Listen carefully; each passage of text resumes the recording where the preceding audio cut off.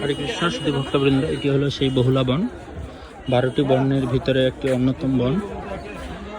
এখানে সেই গাভী মাতা, অর্থাৎ আপনারা একটি লীলা জানেন যে একসময় একটি সিংহ বা বাঘ একটি গাভী মাতাকে আক্রমণ করে এবং তারপরে সেই বাঘটি সেই গাভী মাতাকে খাওয়ার জন্য অনেক প্রচেষ্টা করে, কিন্তু গাভী মাতা এক পর্যায়ে বলল সেই বাঘটিকে যে দেখো, আমার একটি ছোট্ট সন্তান আছে, আমি তাকে একবার, শেষবারের মতো একবার তাকে আমি আমার দুধ তাকে পান করিয়ে আসি, তারপরে তুমি আমাকে খাবে।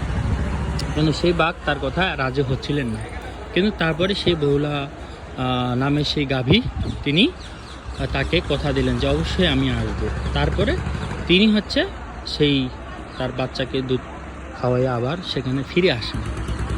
তো কথাটা হচ্ছে যে ভগবান শ্রীকৃষ্ণের যে অপ্রাকৃত